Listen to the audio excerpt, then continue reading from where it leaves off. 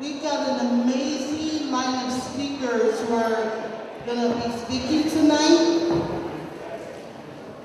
I want to say that and acknowledge that we are standing on Duwamish land. Come on.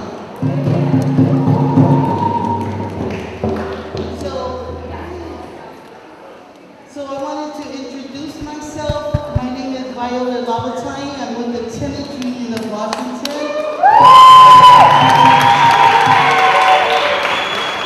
I'm a housing advocate and an advocate in the community. And I also want to introduce my co-MC. She'll talk about herself. Shirley? I am honored to stand up here with Violet tonight and help the event go forward. My name is Shirley Henderson, and I co-own a queer coffee shop hair salon in the Central District. And I don't know about y'all, but I'm really excited to be here tonight.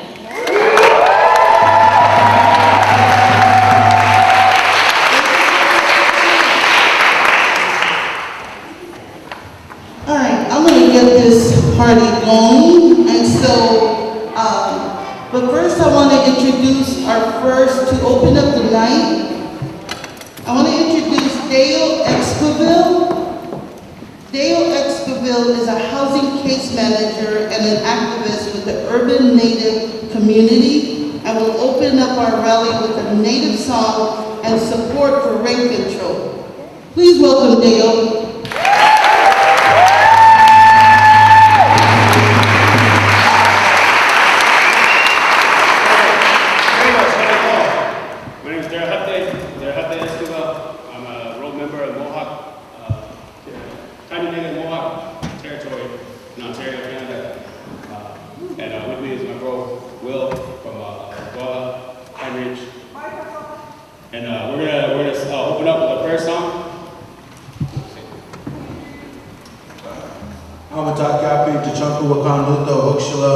My Indian name, my American name is William Redbear. I'm from Oglala Lakota Nation out in South Dakota. The song that we're going to sing is a prayer song to acknowledge our Creator. It's an old Lakota prayer song. So if you guys can stand at the time when we sing, if you can't, that's all right, but if you can, we'd appreciate it.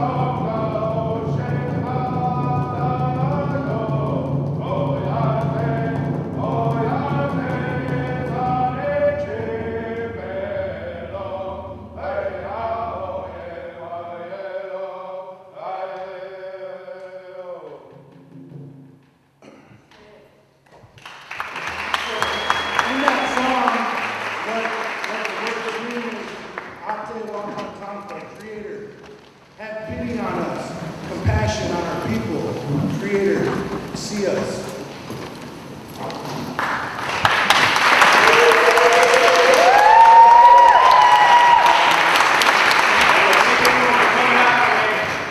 I want to welcome you all to unceded Guaymas territory. You're welcome to be on Indian land. You are welcome to be on Indian land. The people of King County, the native community of King County, suffers the highest rates of homelessness, addictions, suicides, assaults. And we're not counted in a lot of the demographics for homelessness, evictions, housings. We lose a lot of data in the 2 or more races category. We lose a lot of numbers that show our people are suffering still on our own land. And I was asked to come and lend our support to the rent control movement. And as a housing case manager, I have worked directly with working families, people who are struggling to maintain housing, that are working full-time or 2 or 3 jobs, that are saving meals from work and bringing them home to the family, washing their clothes in the bathtub. I've worked with these families directly, and they're a constant threat of eviction. And we need to do something now. We don't have time to wait for more public housing. I sat in Bob Hasagawa's office last year and asked about the rent control measures that were on the floor up for vote at the time in that session. I asked him if there was support. He said there's no support because they rent control is a band-aid. He says we need more public housing. I believe that. We need more public housing. But we're not going to get that right away. We need rent control now. Right.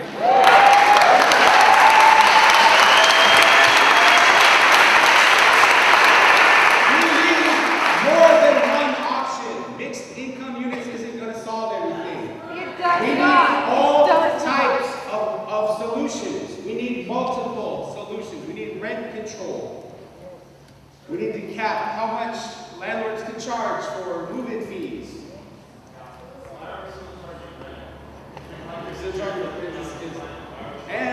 And we need to keep our city accountable. We need to keep our city accountable to charging corporations their fair share of taxes and not letting them get off not paying their fair share. The richest companies in the world need to pay their fair share of taxes right here in Seattle. That's my time. Thank you.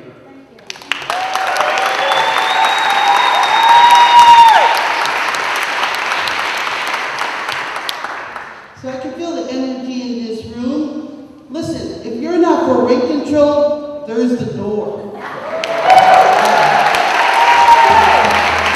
You don't know what we're talking about? You can go on out the door because we've heard it enough from landlords, billionaires, and we are here to hear the people, all right?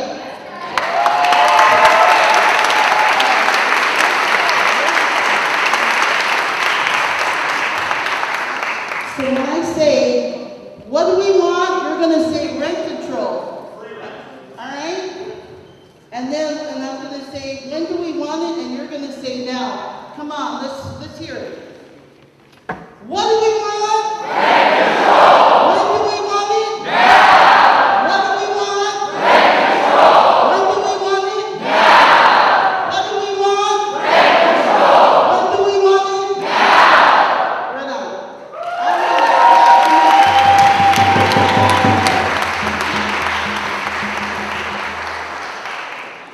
So my co-MC, she's going to introduce some of the guest speakers. You know, we want to be here all night. No, we don't. So we're going to ask you for 2 minutes of your amazing testimony or words to share up here, because we want to hear it. Shirley? Thank you, Violet. And I just want to have one more round of applause for Dale and all of you.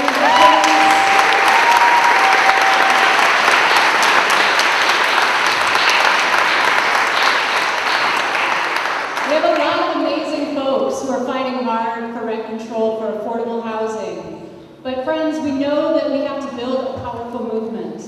And that's what this rally is about. This is the beginning of building that movement, because big business and corporate landlord lobbies will fight tooth and nail against us. We've seen it before, and we're definitely going to see it in this fight. In fact, the RHA, the ultra-conservative corporate landlord lobbying organization, has made stopping rent control their bellwether issue for 2019. They know that our movement has power to win rent control. So they've made stopping us their top priority. What do we say to them? Fuck you. No way. That's right. In fact, just 2 days before this rally, Councilmember Sawant's office heard that someone would file an ethics complaint against her. Again? So Councilmember Sawant decided to excuse herself from the rally. But she sent us this letter that Violet was going to read for us.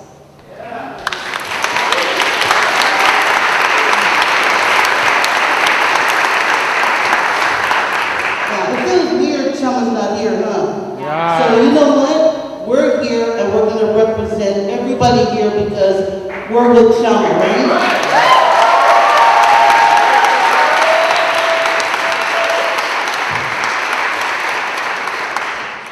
So she's addressing it to everyone, to all of us, to her family here.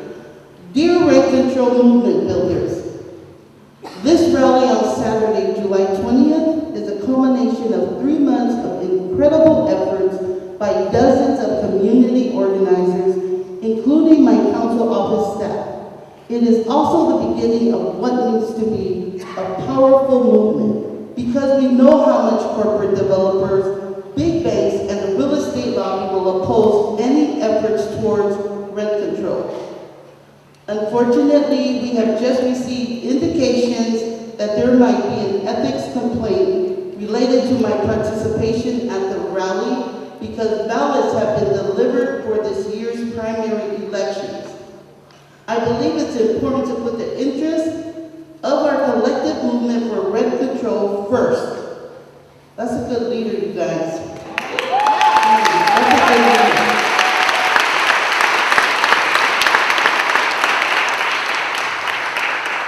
Needless to say, this rally is not about me. It's about us and our struggle to make Seattle affordable for everyone regardless of income. So after due consideration, I'm excusing myself from this particular rally with my sincere apologies to you all. It appears that the opponents of rent control and housing justice are looking to use my presence at the rally as a way to attack our movement. We cannot allow them to undermine our rally and our movement.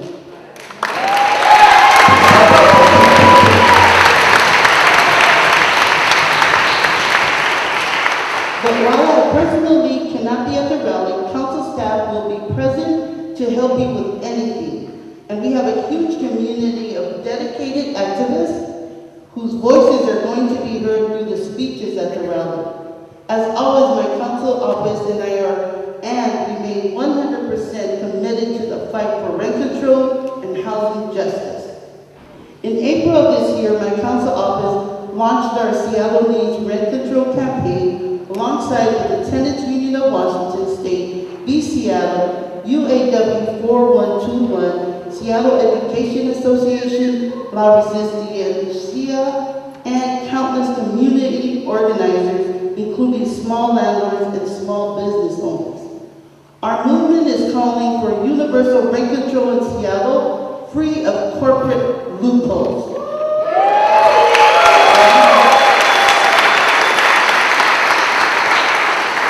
The City of Seattle Renters Commission recently voted unanimously on a resolution calling on the City Council to enact such a policy on rent control. Come on.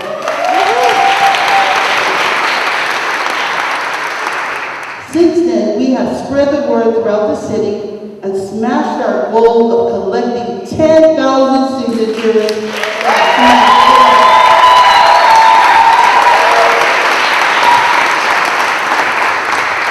10,000 signatures on a petition for rent control in Seattle. With hundreds of thousands of working people facing skyrocketing rents, support for bold policies like rent control is stronger than it has been in many years. I agree with her. I hope you will also join us Monday, July 29th at 6 p.m. in solidarity with Saba Restaurant and its owners working with bullshit did I say that wrong? Sorry. In their fight against the displacement of this beloved immigrant-owned small business from our central district. And join my office at City Hall on Wednesday, September 11th at 6 p.m. for the City Council's Renters' Rights Committee, which I chair, where we will discuss our movement draft rent control legislation. In solidarity, Shama Sawan.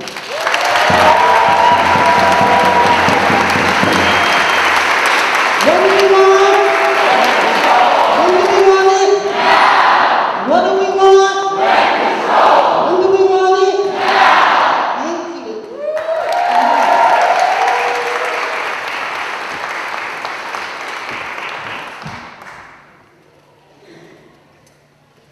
As you know, thousands of people across the city have signed our petition for rent control, which is amazing, in just 3 months. Who all signed the petition and who all went and got signatures? Come on, there's power in this room, you guys. There is power in this room.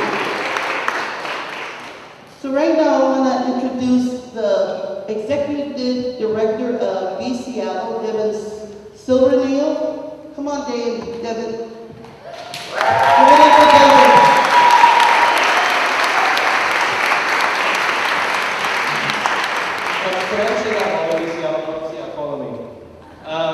Hey everybody, thanks for coming. My name is Devin Silvernail, Executive Director of Seattle, and we got to participate in the signature gathering effort over the past couple of months. And I'm here just to tell you very quickly, we're a small group of people, but we got to make a big impact. And I wanted to really instill that in everybody, that a small group of people can make a huge impact.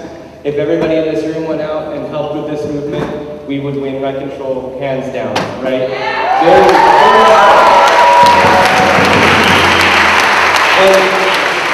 Frederick Douglass said, power concedes nothing without a demand. We have to make that demand. It's absolutely right with tenants' rights. So we want you to come over after the rally's over to our table. You have a couple of these in your seats, but if you live in a bigger building, an apartment building, we want you to come over to our table and talk to us. We want to give you this sign here to put up in your window to show your landlord that you will be a building ambassador, and then spread these to your neighbors. Just put it under their doors. Easy. That will help us win. And now I want to pass the mic over to Chloe DeMay, who's one of our organizers here at Seattle, who herself probably collected about 1,000 signatures.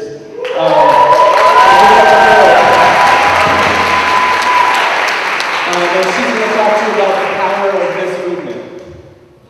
Hi everyone, I'm glad to see so many people here tonight. As an organizer at Seattle, I had the chance to work along with the Kashana Savant's office, and I really think that Seattle needs rent control.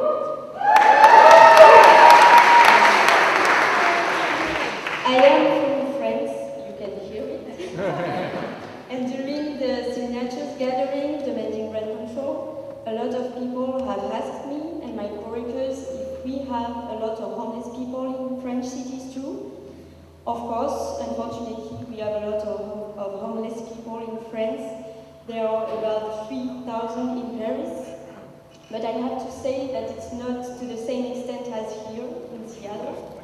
One of the reasons why Seattle King County area counts about 12,000 homeless people is because of the lack of regulation on housing markets. I met a lot of Seattleites who have a job but can't afford a house in their cities because of the unjustified increase of their rents.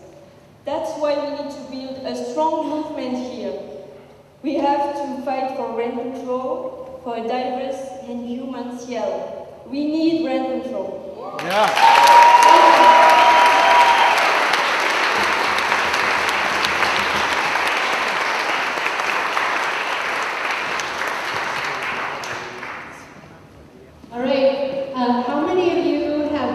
watched the wonderful video about rent control that we shared widely on social media.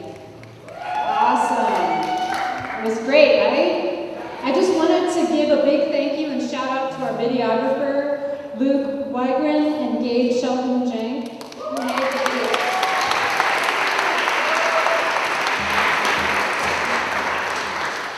I just want to paint a little context for everybody. Why do we have so many people in this room that are jazzed? Why do we have so many signatures on these petitions? And why is this movement growing so damn fast? Because it's right. Yes! Because the rent is too damn high!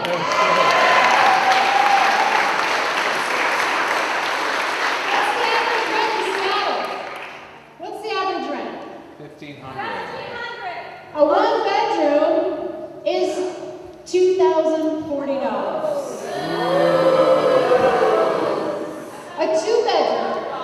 A two-bedroom is $2,789. How many of you can afford that? Not me. Not me. This is not affordable for working people. The last 5 years, rent has gone up 67%. How many people's paychecks have gone up 67% in the last 5 years? Right? Then let's do some basic math. When you work that out, this equals people are getting kicked out of Seattle by the thousands. Our homelessness crisis is a direct result of this skyrocketing cost of living that we're under. Entire communities are being destroyed. Also, the richest developers and landlords can make even more money. Friends, we need to band together. And a big part of this movement, a lot of support that we've seen has come from labor. The labor movement needs to be on the front lines of the fight for affordable housing.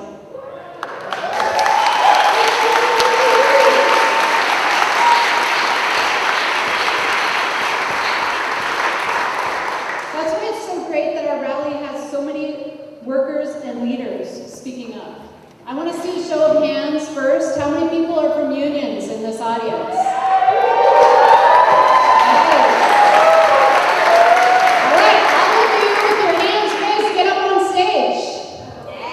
Get up here.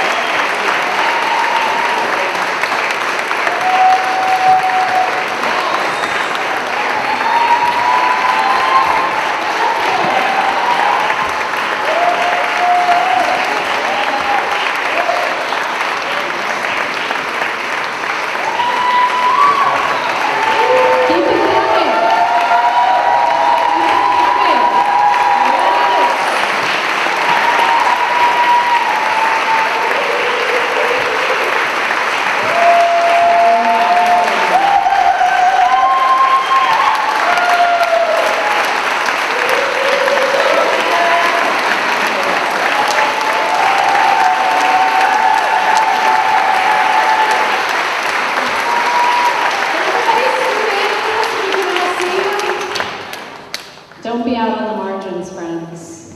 Be bold. Get together. Make friends. We gotta unite. Awesome. Isn't this a beautiful pack of power right here?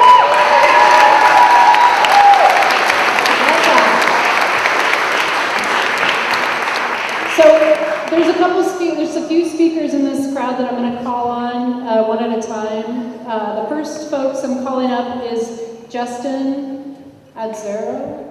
Woo! Is Justin here? Sorry for any mispronunciations. And Lisa Cruz.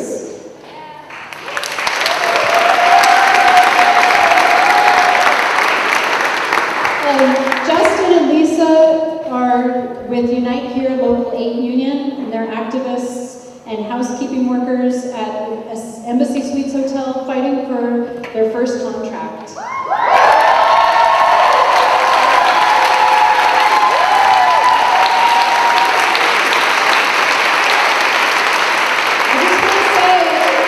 The members just took a courageous strike authorization vote with 100% voting yes.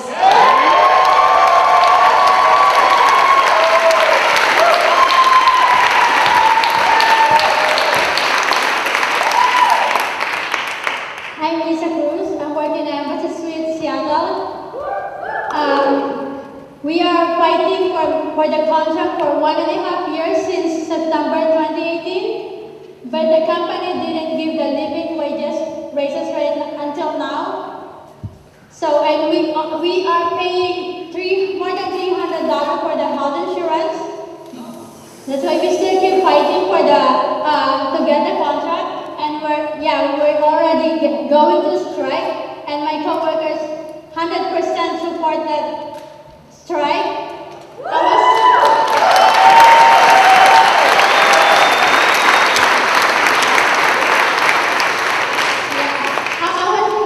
was staying here in Seattle before.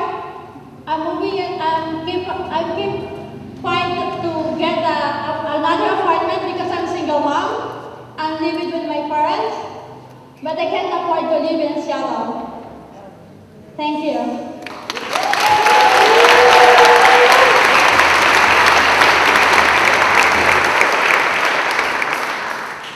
Hi everyone, I'm Justin, also from housekeeping at NBC Swedes. I think Lisa covered a lot of issues at work. I wanted to talk a little more about who we are and who we represent as members of our bargaining committee. So from the floors that we clean at the hotel, you can look out at the window and see the Chinatown International District, where none of our Chinese immigrant housekeepers are living right now, while special review boards approve the construction of luxury condos. That's ongoing right now in that neighborhood. Lisa, you live in Auburn, right? We have committee members living in Tacoma. We have people commuting every day from as far as Puyallup, taking more than 2 hours on the train there and back. So for us, to care about this campaign, it's just obvious. So we're really glad that this campaign is happening, and if we can beat our bosses with this strike, right, and we afford to live in Seattle, we can come beat the landlords too. So let's do it.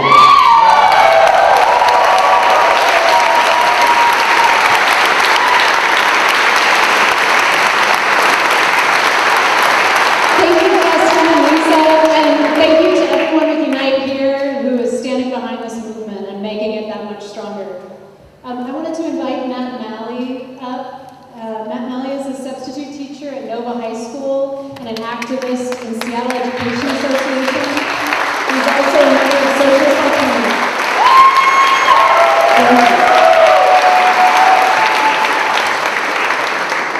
Thank you so much, Shirley. Thank you so much, everybody else who came out. Like Shirley said, my name is Matthew Maley. I'm a substitute educator. I'm a member of the Seattle Education Association, and I'm a member of Socialist Alternative. So I'm also a renter who has, on average, moved once every year since I've lived in Seattle. It's not just my generation, though. That's not an uncommon statistic, right? But far and away, the people who most face the brunt of the housing and affordability crisis are young people and students. In Seattle Public Schools specifically, there are about 4,000 students who qualify for services as homelessness under the McKinney-Vento Act. So, having worked as a substitute all over the district, it's not just, thank you. It's not just the schools the smaller alternative schools like Interagency that runs the school out of the Youth Cares Orion shelter, or the Oliver Academy out of the youth jail, or Nova, where I work, which serves 70% of the LGBTQ population. According to the youth stats are bad, right? Like a lot of queer youth, a lot of young people are facing homelessness. It's also schools like Garfield, which has 1 in 13 students who are homeless. In the Lowell Elementary School, which is an elementary school on Capitol Hill, every 5th student is homeless. It's citywide, it's closer to average of 1 in 10. So suffice it to say, it's impossible to talk about closing any kind of opportunity gap until you talk about decisively what students need. So we can take inspiration. It's not just a list of bad numbers of the educators across the country who are fighting back against privatization and against austerity. Right, the strike of teachers shows that it's the communities, as we just heard from members of Unite here, who can stand together and fight to actually change society. That's why the Seattle Education Association last year joined the Trump-Proof Seattle coalition in calling out a tax on the rich. Also, why Seattle Education Association this year passed unanimously a resolution in support of the rent control, the universal rent control free of corporate loopholes, and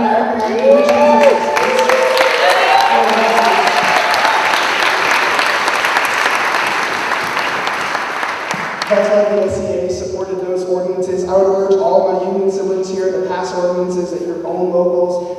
Once again, like the Fight for 15, it's not maybe rent control. It's not please Jeff Bezos and Paul Allen, right? It's we need rent control now.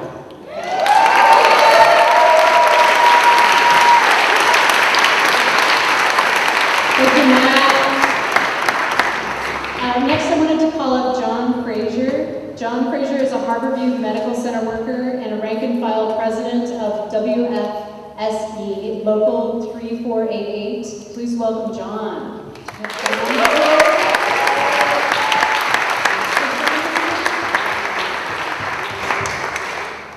Okay. Are you going to speak on behalf of them? Yep. Hi, my name is Paula Lukasik. I'm also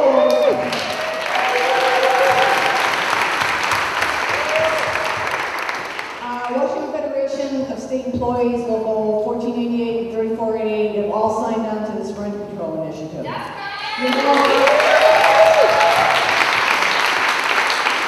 everybody say that rent went up 67%, and the only thing the University of Washington and Harvard will want to give us is 2%. You do the math, people have to keep moving further and further out. What do we want? Rent control! When do we want it? Now! What do we want? Rent control! When do we want it? Now!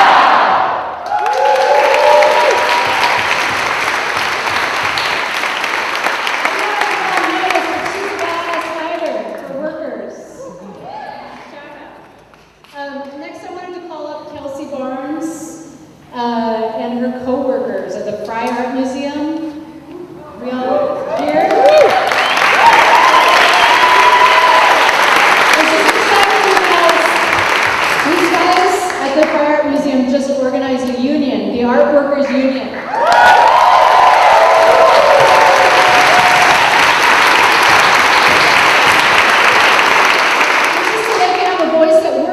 And also because the minimum wage paychecks are forcing them out of this city like the rest of us. Let's hear it.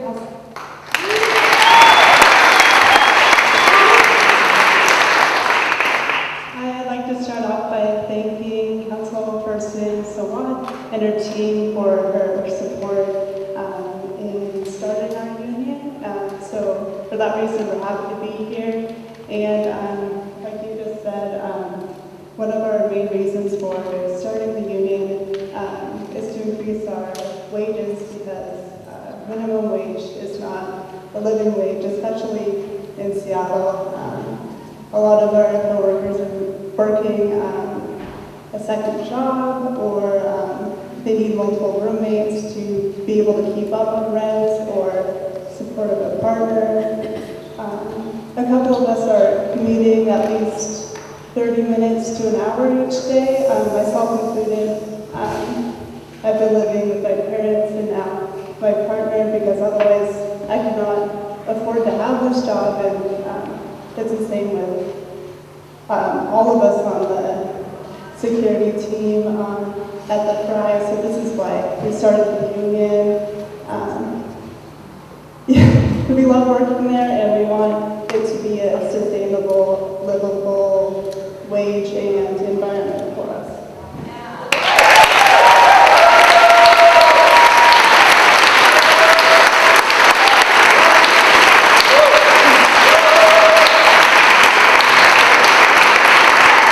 It's not easy work.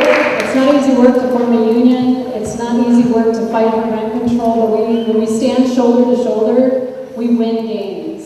So I'm really excited.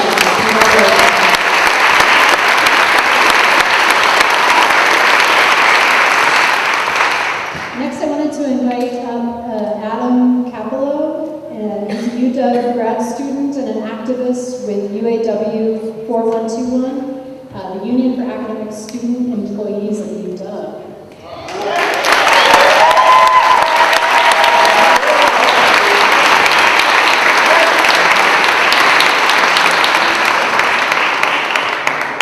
Hey, I'm Adam Caplow. My union, the UAW Local 4121, represents over 5,000 academic student employees, and after a year-long contract battle, over 1,000 postdocs.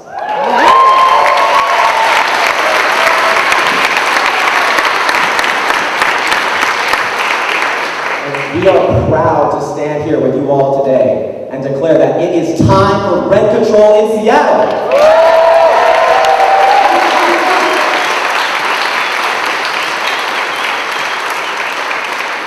Over 82% of our members are rent burdened, paying on average almost half of our salaries in rent. This is unacceptable. And that is why we are here to fight for rent control. We are ready. We are mobilized. My friends are foregoing healthcare, other basic essentials, just because the rent takes so much of our paycheck. But over these past few months, I've been out petitioning, getting people to sign the rent control petition. I've been talking to people about rent control, and it's clear to me that we are ready. We are ready to fight for the city we need.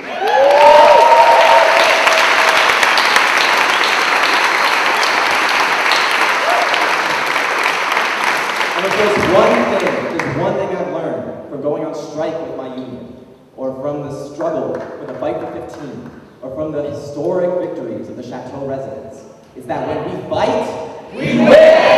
When we fight, we win! When we fight, we win! When we fight, we win! Thank you!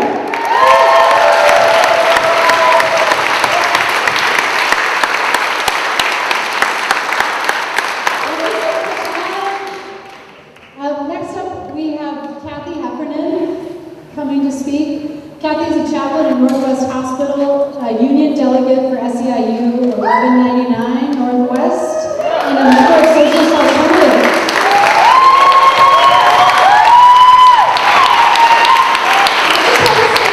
Before Kathy starts, that she collected 100 rent control petition signatures at church and work. Compared to what this guy over here collected, 1,000. Like Shirley said, I'm Kathy Heffernan, and I am proud to be a member of SEIU 1199. And I'm excited to be here with all of you tonight because we are building a powerful social movement for universal rent control in Seattle.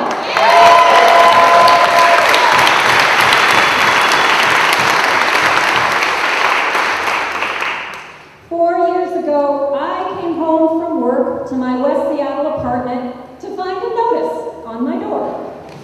My landlord was raising my rent 130%. One rent increase due in 2 months. Of course, I moved out, because I don't know about you, but I did not get 130% raise that year. So many of my friends and co-workers at Northwest Hospital can't afford Seattle. They are having to move way up north, way down south.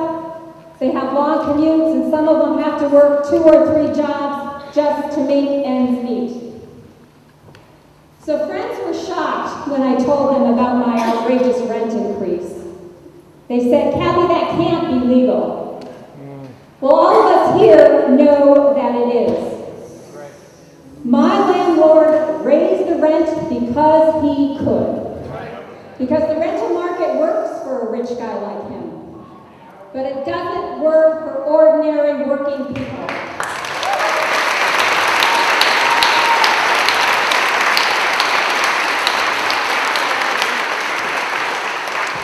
Before a private housing market has failed Seattle, it's time for rent control. We built a movement for the $15 minimum wage 6 years ago. The political establishment and their corporate friends told us we couldn't do it. At some point.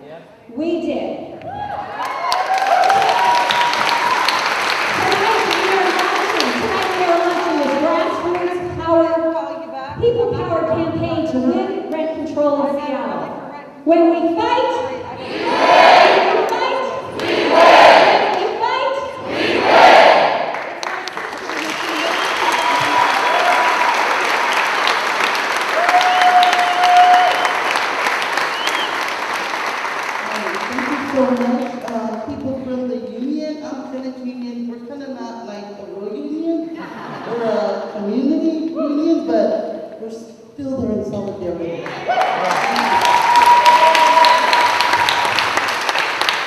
So the stage is hot, and so I'm going to ask you guys to, because you can't stand up here for 2 hours. Right? Give it up, guys.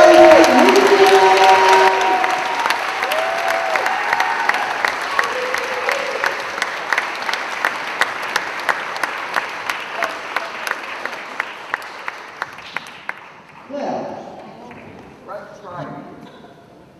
how's everybody doing tonight? Come on. Good energy? Listen, don't make me dance. You don't want to see me dancing. Alright? As we all know, skyrocketing rents are racist. You know, I have to say it. You know, I just say it because we know we want to say this.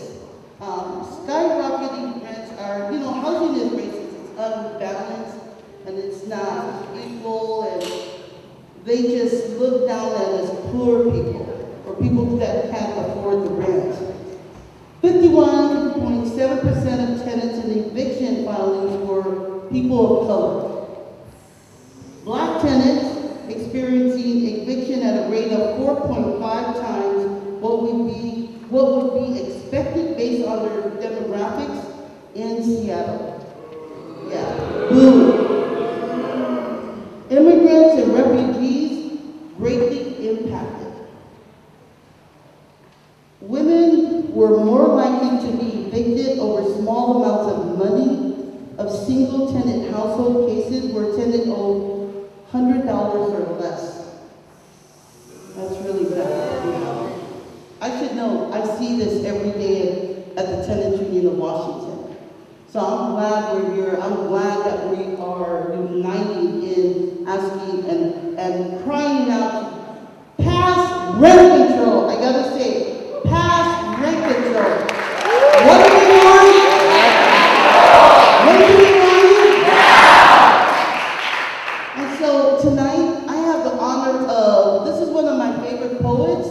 My hope is if she's here tonight. You all know her. Nikita, as you know, is a dedicated community organizer, activist, educator, and poet. Come on, give it up for Nikita.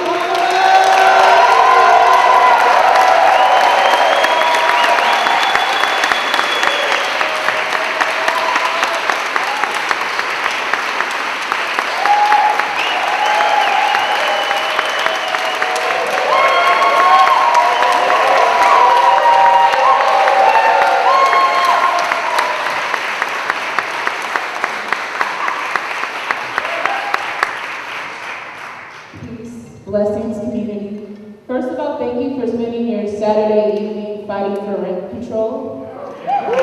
Justice doesn't happen because politicians want it to happen. Justice happens because we make it happen. We cannot expect politicians to do or achieve what is required by a movement. So thank you for being here today to build a movement. I want to first say the law and justice are not the same thing.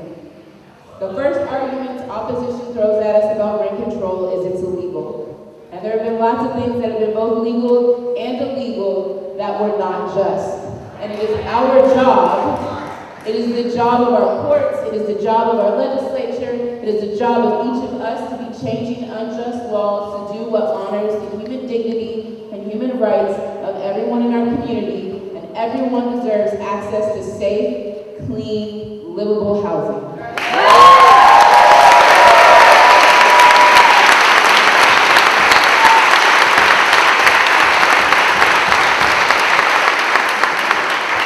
Auntie Violet just shared with you some statistics about the race and gender gap that exists when it comes to housing. What I want to remind us is what Audre Lorde taught us is that there is no single issue struggle, that our struggles are intersectional and they're interconnected.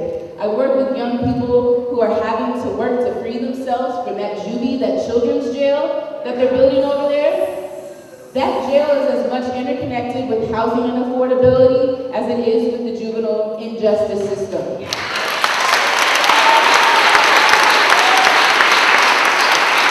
Young people, when mothers and fathers, when Black community and Native community are evicted from their home. We force people into over-policed streets. We force them into spaces where they're often getting charges for things that they have no choice but to commit.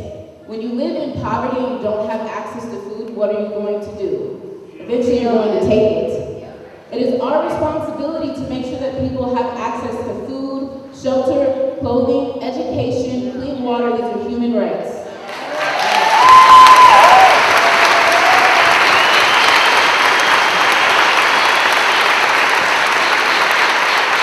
So what I want us to remember is that when we fight for rent control, when we say no new youth jail, when we block the bunker, when we say we don't want more police in our streets, when we talk about affordable housing, when we call our politicians to the carpet, when we talk about the race and gender gap in this city and this county, all of those things are interconnected. The fight for rent control and affordable housing impacts what happens to Black, Brown, Latinx, and Native communities. It impacts what happens to women and genderqueer folks.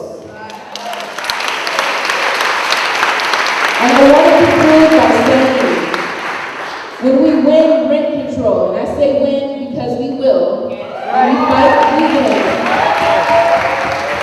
We cannot stop with rent control. We need to put a tax on speculative capital. We need to make sure that public lands are used for affordable housing. We need a municipal bank. We need to divest from harmful structures that traumatize our communities and invest in public health strategies that we know that can healthier and healthier. When we fight, we win. When we fight, we win. When we fight, we win. When we fight, we win. Thank you all.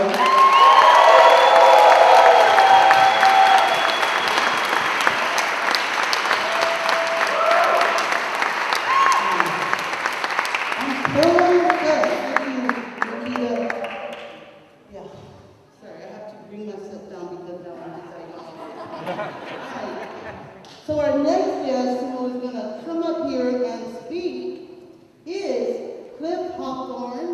Come on. Come on, Cliff. This is the NAACP Cherokee County actor. Thank you, Cliff. Thank you.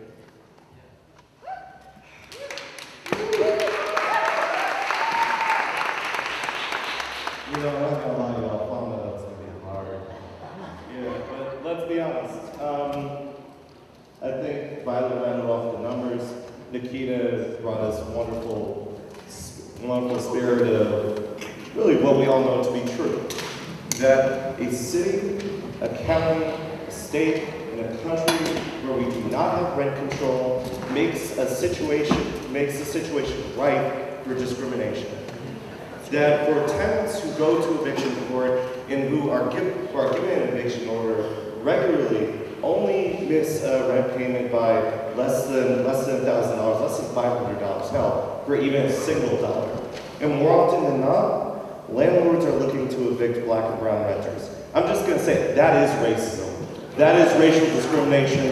And the housing question, when it comes to who gets to live in our cities, who gets to have a life, who gets to put a roof over their heads with some security, not going to sleep in constant fear that they will get a notice saying that your rent has been increased. And I'm not putting a number on the end of that sentence because for many communities of color, particularly for young millennials, for older residents, for really people who are traditionally targeted, a rental increase of 10%, rental increase of 20%, rental increase of 50%, hell, usually rental increase of 50 or 100%, usually means that you can find yourselves, usually means that you very well might be homeless. Now, I don't know about you, but I'm sick and tired of being sick and tired. Are you with me?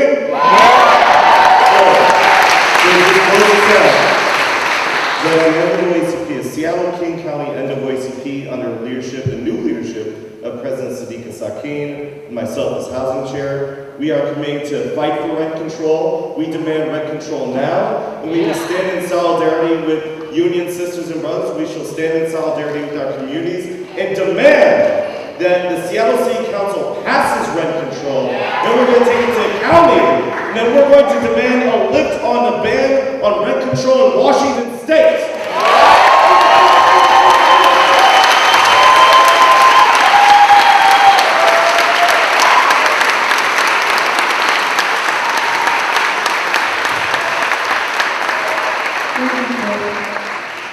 So our next speaker is Matt McGregor. Matt McGregor, are you here? Matt is a champion in martial arts, diversity coach, trainer, and an LGBTQ activist.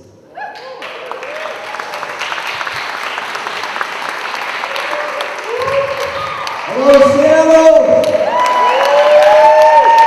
I want you to look at this and give yourselves a hand on a Saturday night when there's good weather in Seattle. This is amazing.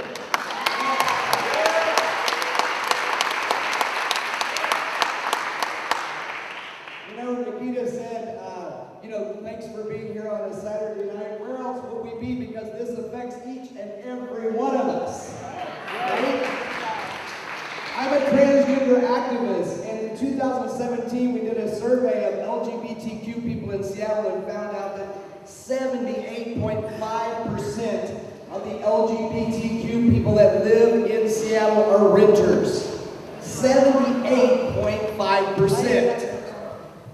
Now, in the trans community, that is about 98%.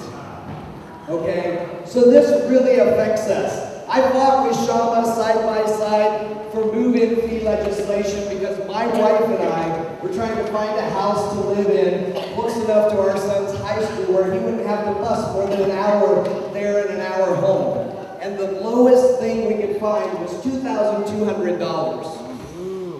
Okay? They wanted first month's, last month's, a deposit, and a pet deposit. We had to pay over $7,000 for move-in fees. We had to borrow from family. Okay, we drained everything we had in our savings. That is ridiculous. That should not be allowed. And because we worked together and united, we got move-in fee legislation.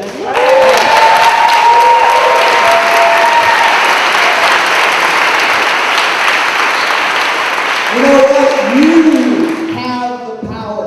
Shama is wonderful. I love her. She's a good friend of mine, and she is our voice in city council. But she cannot do it without each and every one of us. And all of us that are in any form in a marginalized community, whether we're people of color, Native American, immigrants, LGBTQ folks, we have to stand arm in arm beside one another. Women, we have to stand arm in arm, and all of you that are our allies, and fight this together. When we fight and unite, we win.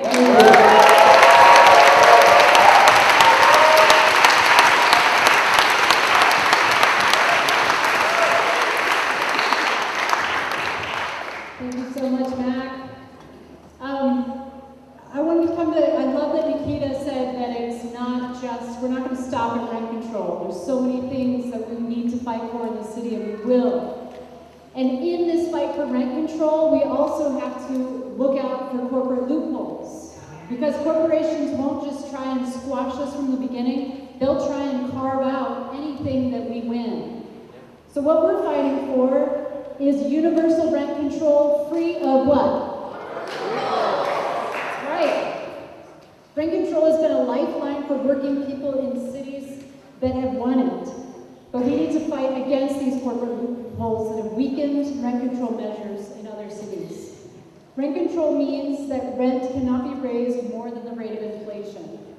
It means that you can have confidence that you will not be priced out of your home, that your kids will not have to change schools, that you will not be displaced from your community like so many of us have. When we say no corporate loopholes, we mean that all renters should be covered by rent control at all times.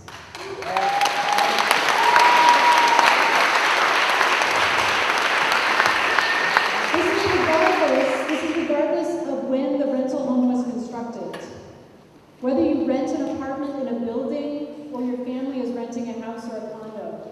Whether you're a new tenant or have been renting for years. I wanted to invite up a group of wonderful people that and it's my honor to be on stage with the Raging Grannies.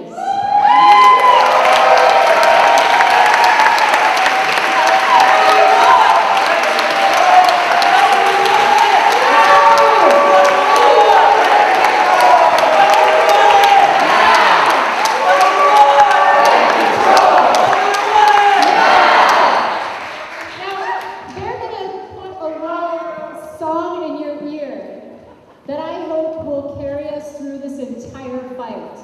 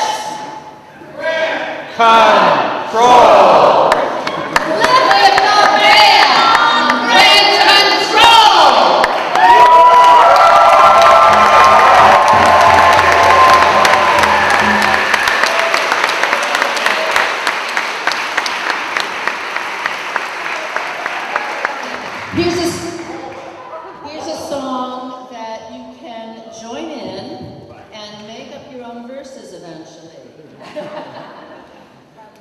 When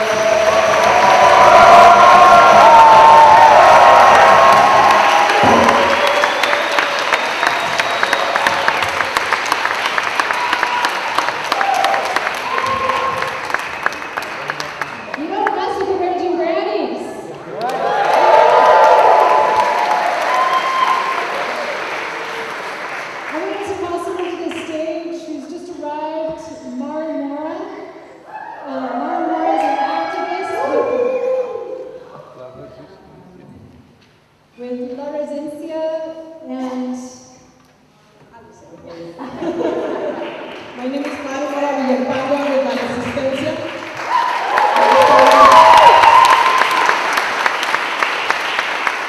Buenas tardes. I am here to let you know that my undocumented black and brown low-income community cannot afford to live in the city. I'm one of them. It's just impossible for us, but it seems to us that corporations want us to be servicing them. They want us to clean, they want us to work the restaurants, to take care of the children, and then be gone. Like, we're not part of this community. Not only to the fact that we cannot afford to live here, but they want us to deport us as well, right? They want to get rid of us. They think we are disposable labor. The reality is that this lack of rent control is nothing but white supremacist systematic policies to ensure that people like me cannot afford to live in this place. To ensure that people like me can only service and can only provide labor and then be gone. And that's why we need to support rent control. That's why I'm here today. We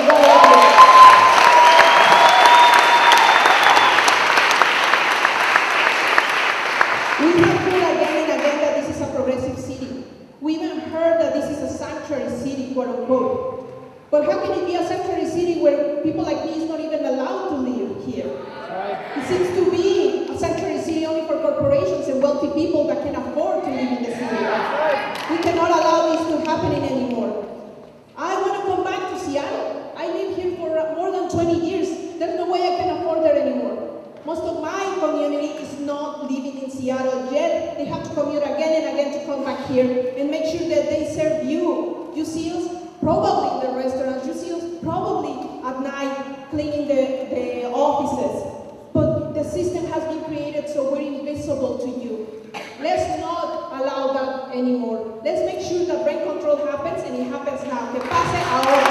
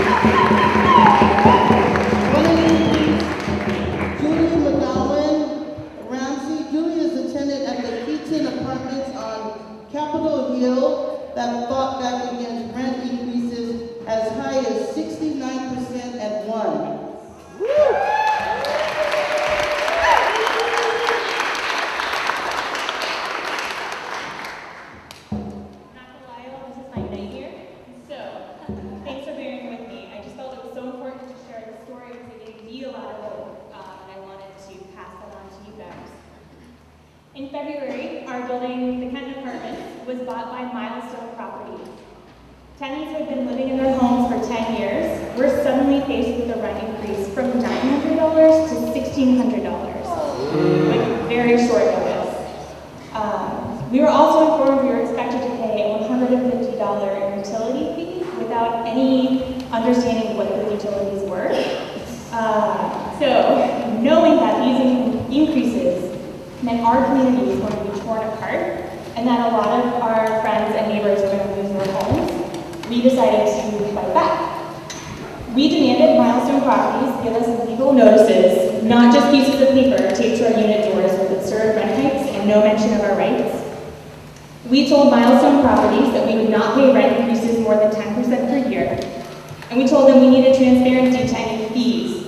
to add to our rents. Initially, Milestone Properties responded to our demands with contempt, calling us literally kids demanding more dessert. But we felt we were only asking for our basic rights as tenants to be treated as people who deserve a safe and affordable place to live. So we refused to back down. We delivered letters, we held a phone bank that engaged our friends and families, and we made them listen. Tenants in our buildings now have legal leases. None of the increases were more than 10%.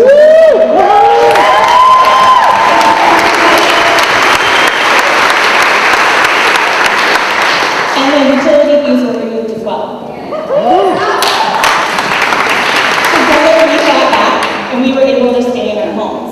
We did not let this corporation get away with outrageous rent hikes and bullying.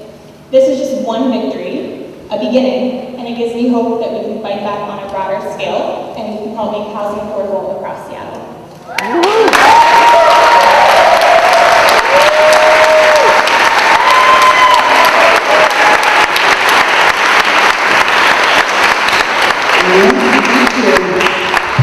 Is Sarah Farrell here? So I want to introduce somebody who stood up to their landlords. Her name is Sarah Farrell, and there were tenant families that lived at one of the Carl Hagelin buildings. Yeah, he's a slumlord. So, you know, in order to, he raised the rent like a gazillion, 100%, and he had cockroaches in there. So we were like, no. Yeah, hell no. So the families fought back. They fought back. We rallied around them. Shama and a lot of the tenant families, they passed the law, and it's called, well, you don't want to say it, but it's called the Carl Hagelin Law.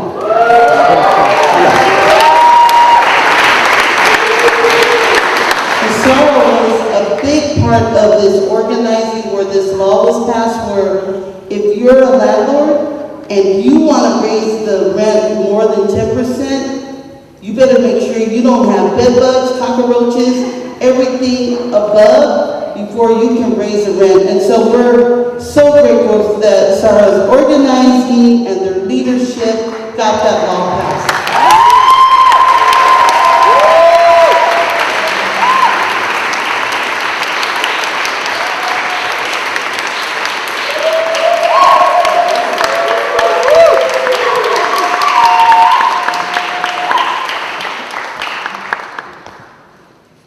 You know, I'm excited when I introduce leaders who stood up and fought back and made a difference in the community that they've established. And so our next speaker is, I'm gonna invite her up. Her name is Renee Holmes. Renee is at Chateau in the Central District.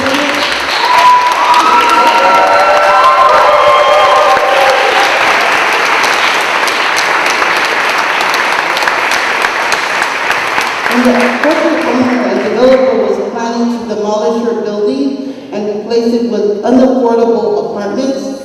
Renee and her fellow tenants organized to fight back and won unprecedented concessions. Yes, they are still fighting the good fight. Renee.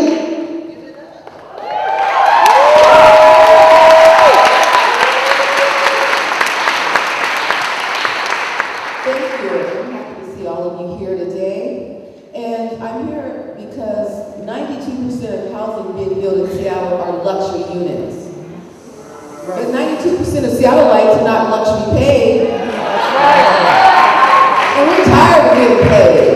That's right.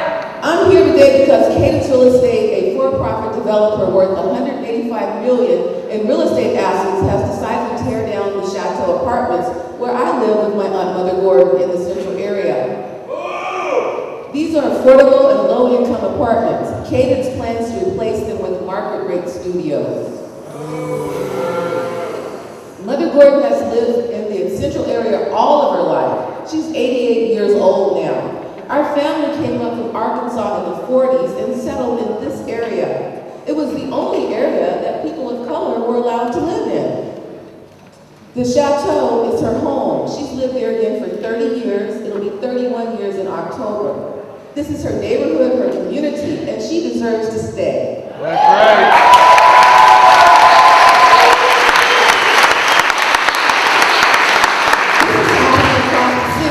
Mother Gordon doesn't recognize her own neighborhood anymore. Who's going to live in these new developments? Who are they building them for? I hear that 1 in 10 apartments in Seattle are vacant in downtown Seattle, while thousands of people are homeless and living in the streets. We've gotten organized and fought back to demand that Caden finds us affordable places to live in our neighborhood. We have a petition with almost 1,000 signatures of concerned citizens who support us. I think I'm almost out of time, so I'll read this really fast. After we got organized, Cadence promised us $5,000 per tenant and that we can stay in our home for at least 3 years. But we don't trust them to follow up unless we keep up the pressure. That's right.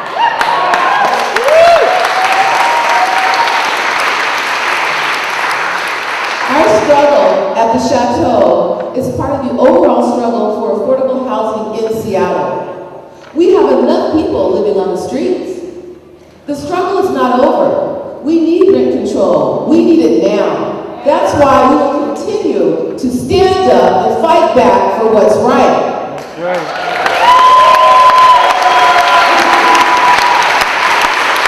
Remember St. Mark 8:36. For what will it profit a man if he should gain the whole world and lose his own soul? It's time for rent control. So search your soul. We need rent control.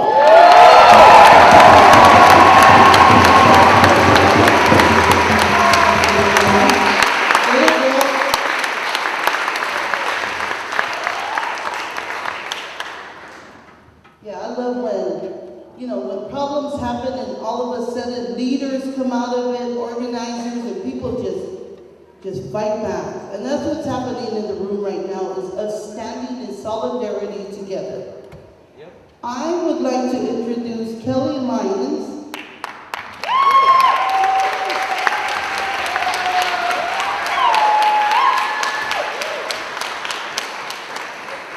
Kelly Lyons will be speaking for Nicholsville tonight. He has been a veteran of Nicholsville for several years and is presently External Affairs Coordinator for her tiny house village. Kelly is also on the board of directors for Share. Give it up for Kelly.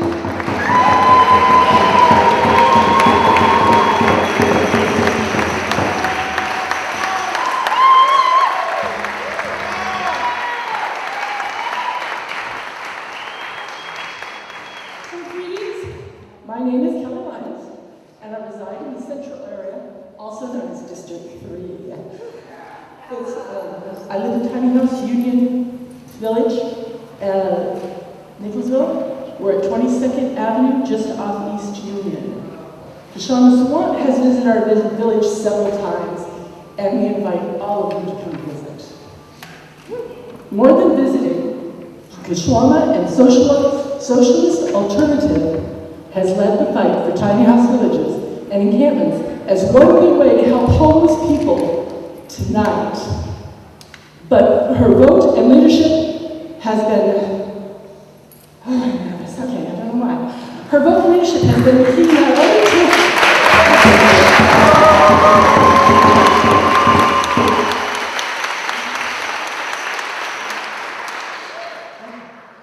Her vote and leadership has been the key not only to tiny house villages, but so many other efforts to stop Central District gentrification, save what public housing we have, and force corporations like Amazon to pay their share.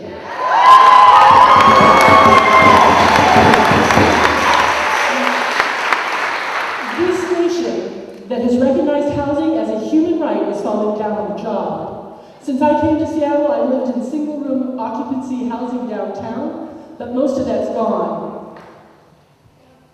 I've also lived with Capitol Hill families in their houses doing live-in health care and watched them be converted to other things and many other places that are either gone or aren't affordable anymore.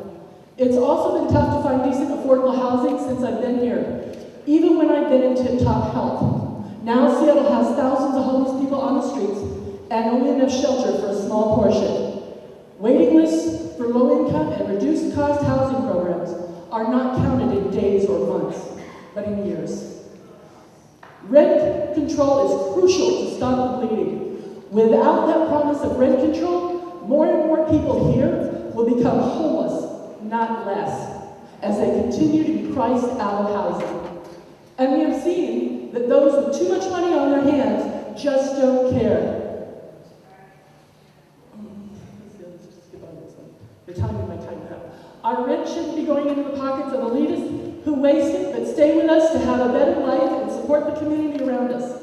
Rent in Seattle today is mostly just going to pay for the cost of buying and selling property, and that doesn't help anyone but the rich. My fellow Minneotans are fighting with you for our tiny house villages now and affordable housing in the future. We stand shoulder to shoulder with you to fight those who would stand on our shoulders to get ahead.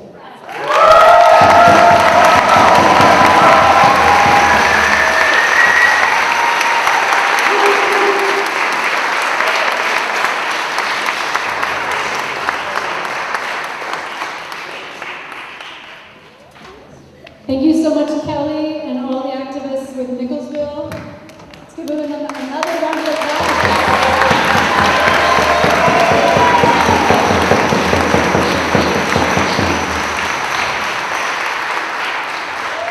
This room is filled with powerful activists, friends.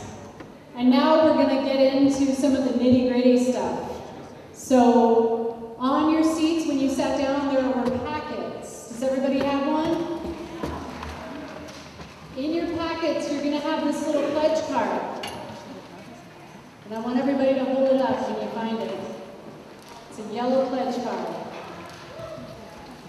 Awesome, awesome. So now that we've been inspired by all of these kick-ass activists, we're going to start taking this movement forward. On the pledge card, there are ways to get involved. So I'm going to read through them. We're going to go through it together. And it's, yes, you can count on me to help in the fight for rent control. And I want people to, does everybody have a pen? No. Raise your hand if you need a pen. I can get you one. So the first one is important, y'all. We have an event on September 11th.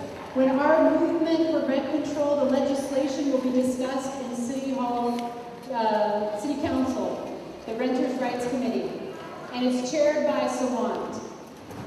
The second one, so if you can make it to that, that's a huge win for us, because we have to show that our movement is strong. We have to pack that place with as many of us as we can. The second one is put a Seattle Needs Rent Control poster in my window. The third one is be a community organizer. Share leaflets about the rally on the 11th with renters and homeowners in the neighborhood and small businesses. And the last one is help get organizations I belong to, any faith groups, unions, workers, to formally endorse the Seattle Needs Rent Control movement. So when you finish filling this out, there are volunteers that can pick these up from you. And there are also big red buckets that are going to be passed around that you can put the cards in once you fill them out. While you're filling out the cards, one thing I wanted to say is similar to residents, small businesses are also experiencing economic displacement.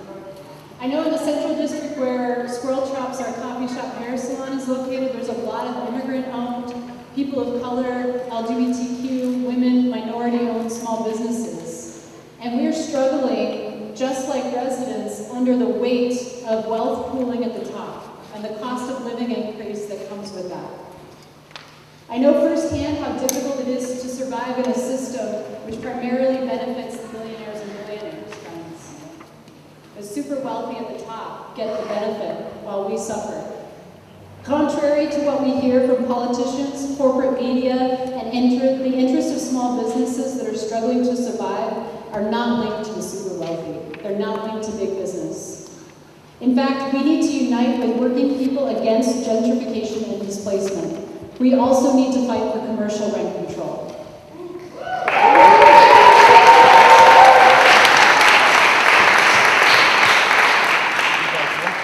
So I'm going to show you guys some real numbers to show you how corporate developers and real estate speculators profit from the rest of us. Brooke has pulled up a slideshow up top, if you can see.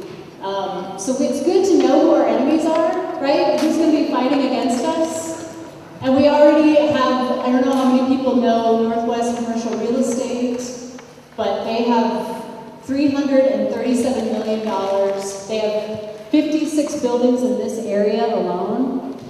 Cornell, a lot of these places people recognize. How many people live in a place that's owned by Cornell? Yeah, we're familiar with these characters. They have a lot of assets, folks. Goodman Real Estate. We all know that John Goodman is a wealthy real estate mogul who owns a sprawling car garage full of classic Ferraris and Corvettes. He's really struggling with the rents, right?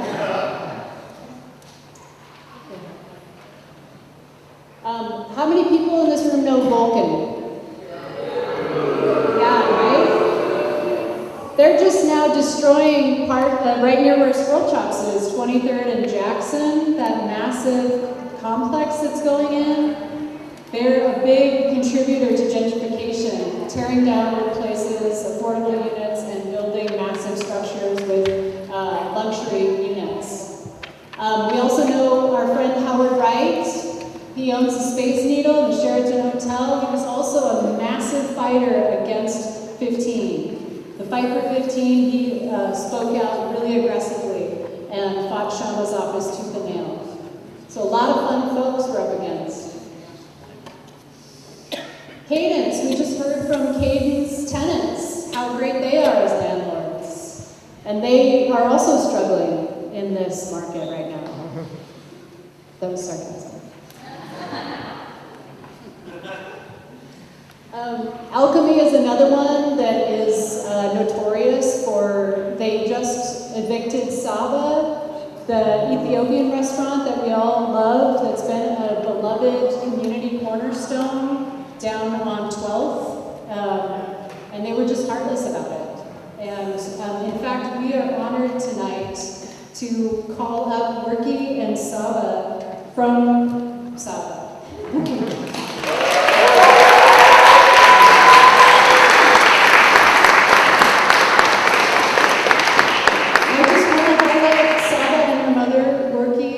The family that has operated the Ethiopian cuisine on 12th Avenue, the beloved restaurant. Earlier this month, her property owner, Alchemy, just mentioned, it's the same company we just saw. They evicted the restaurant, but Worky and Saba are fighting back, and they need your help. We need to stand together.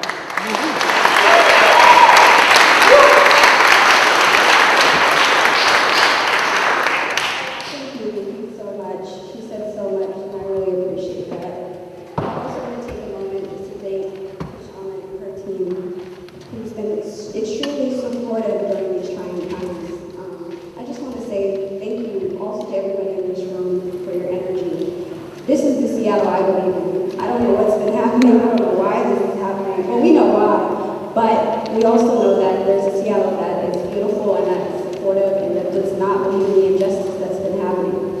Yeah. So as she mentioned, the building where my family restaurant resided was bought for $5.5 million. Okay? Then she was evicted for less than a week without relocation assistance. Okay.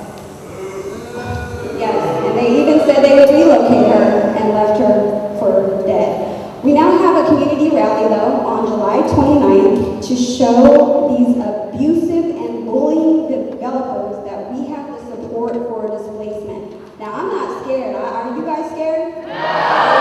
Okay. Well, we have more than 2,000 signatures, but we still need more.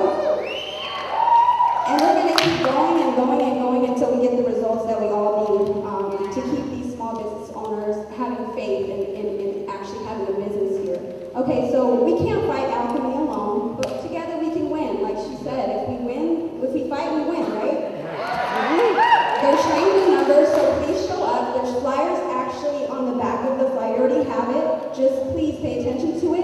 come. And go to SaveSaba.com to also learn more.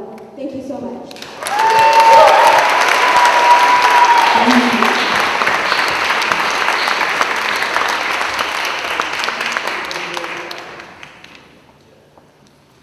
So I'm glad you're still hanging out with us. I'm glad you're still here. I wanted to mention the movement for rent control is gaining serious momentum around the world. In Berlin, renters movements have just won a 5-year freeze on all rents. That's amazing.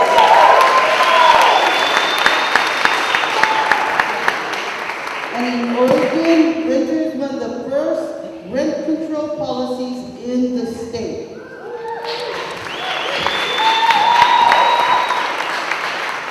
I also want to mention, did you see what happened to New York State this year when New York City's rent control was about to expire? A movement to not only extend the city's policy, but also to win stronger rent control to cover more people erupted with mass rallies like this one and sit-ins in the State House. The Upstate Downstate Housing Justice Coalition, over 30 organizations engaged in peaceful civil disobedience and demanded action from the legislators to address the statewide housing crisis. Can you see us doing that? I can see us doing that.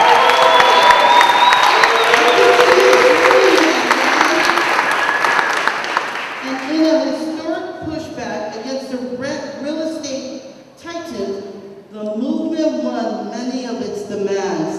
And I think that's where we're headed, you guys. So let me ask you a question, everyone. Do you think we can win in Seattle too? Yeah. Okay, I'm not believing you guys. Can I ask you again? Do you think we can win in Seattle too?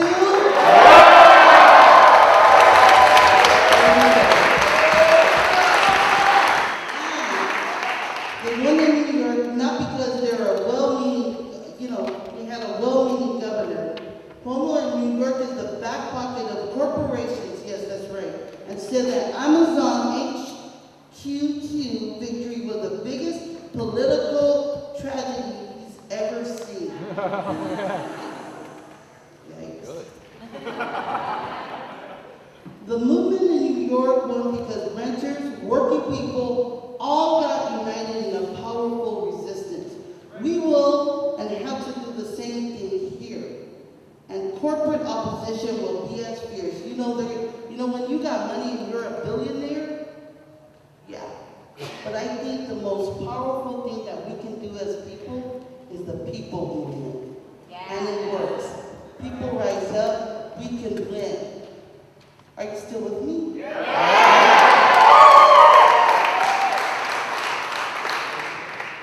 So I think I'm going to have our chanters come on up here. We're going to get the crowd going because I can kind of see you guys. Come on over here. So we're going to chant. He's going to chant for us. Look at these two. Okay.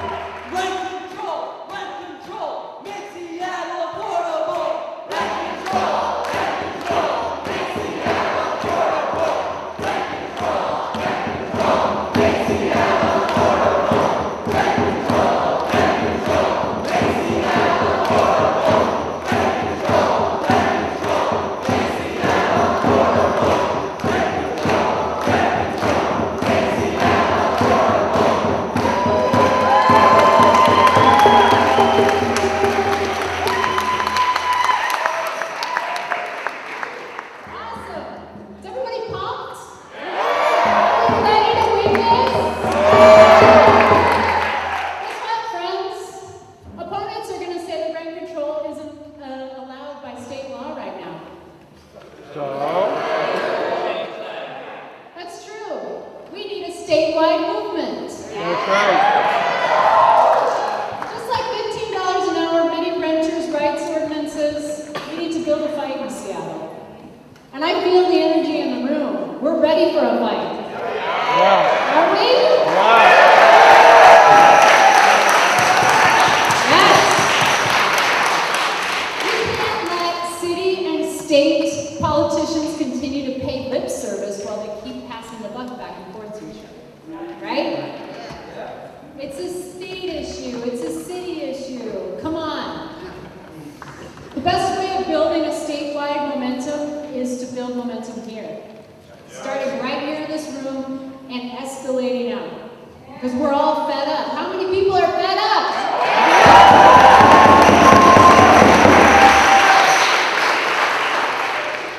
We need to build momentum for universal rent control ordinance, which will take effect as soon as the state ban is lifted.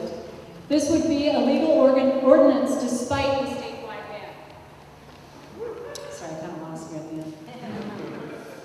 This is the beauty of social movements, the kind of serious movement we will need to build to win Seattle ordinance would itself create huge momentum for a statewide movement to lift the ban.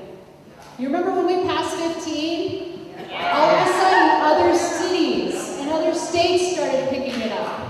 Let's continue that, y'all. Yeah.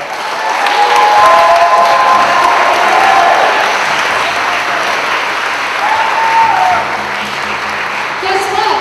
If we build that momentum, it's going to take away all the excuses of the mayor and other city council members. They can't say or do anything to oppose us when we are this strong. They can vote yes on this ordinance. But they hold their feet to the fire. It's important, this is important to counter all the naysayers by noting that rent control was illegal outside of New York City until last month. Why? Because activists forced the state legislature to change the law. You know what? Rent control was also illegal in Oregon until earlier this year. Then tenants' rights movement forced the state legislature to change the law. 15 wasn't a legal minimum wage until we here built the movement 6 years ago and forced the law to change.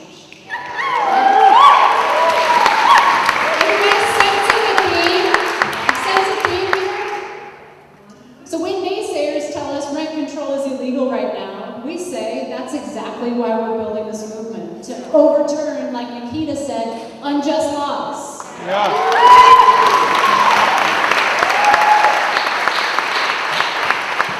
Like the Fight for 15, which began with airport workers in SeaTac in 2013 and spread to Seattle and then statewide and then nationally, like I mentioned.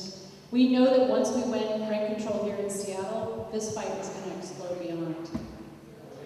Are we ready? Yeah. Rent control, make Seattle affordable. Rent control, make Seattle affordable.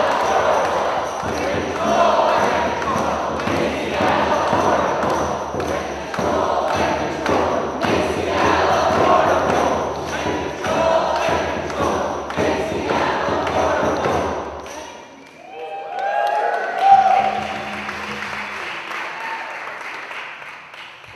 Well, you know, it's coming to the close of our night, and I wanna just say thank you to everyone. Thank you for spending your Saturday here building this movement. Can I?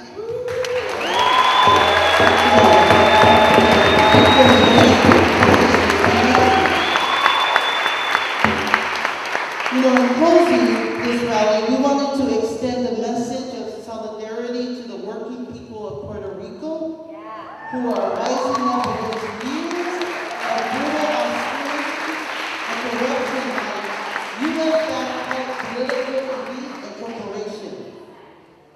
That's what we want to do. If we want to eliminate Seattle's carbon footprints too, you have to fight for rent control. It's part of the new Green Deal. We should rise up and say how we want to live here should have a choice to live in Seattle if we want to.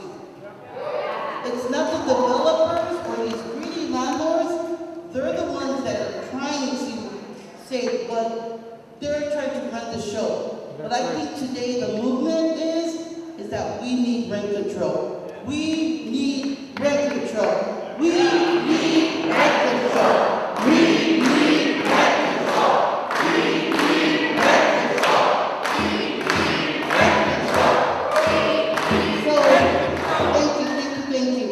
Before I say anything, will you join Saba Restaurants on the July 29th to fight against gentrification and displacement in the Central District? Will you join